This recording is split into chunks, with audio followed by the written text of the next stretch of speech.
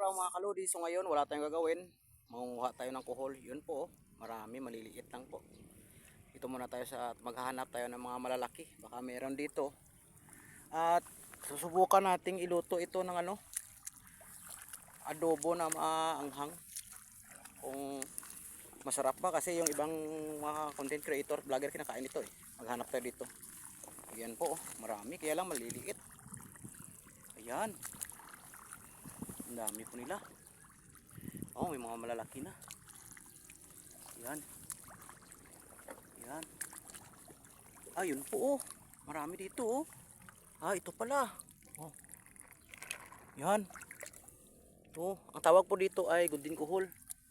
So, kukunin po natin ito at at magluluto tayo nito. Kung paano nga ba iluluto ito. May dala akong dito. Lagyan. So, dito pala sila oh. Nagtitipon yung mga lalaki. Yan. Yan. So bali yan po ay tatanggalin na po natin sa kanyang mga ulo. Anong tawag nito? Bahay niya kasi ang dami pa oh. Hindi po nakakain ng bahay nito. At saka may itlog po ito eh. Dami. Dito pala sa tumitipon sa mga ng tawag doon. Sa amin buhangan ang tawag nito eh, yung labasan ng mga tubig. Yun oh, marami maliliit pa oh. So palalakihin muna natin yan. Dito muna tayo makuha. Konti lang po yung kailangan natin para makapag lang po. Masubukan. Yan.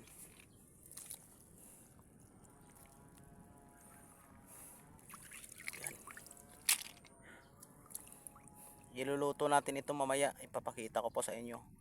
Ang alam ko po na mas sa mga ganitong pagkain, yung iba hindi kumakain ito, pero okay lang po. Yung iba kasi kanila naman po yun, at may iba rin na allergy dito. Depende lang po sa atin kung sa tao kung ano. Okay. Dapat po kasi pag nanguha tayo nito, yung walang spray yung at tulad nito bakante yung palayan, walang spray. Palayan po ito na hindi pa nataniman. Pag nataniman, delikado po kasi may mga chemicals. At pag nangunguha pala tayo nito kalodi, mag-ingat tayo kasi matalas yung nila ito. Nakasugat to, mapdi pag ka nito. Napakapdi ng nito. Kunin natin yung malaki lang para malaki rin ang laman. Yan. Wala na. Meron pa. Nahawakan pa ko eh. Yan.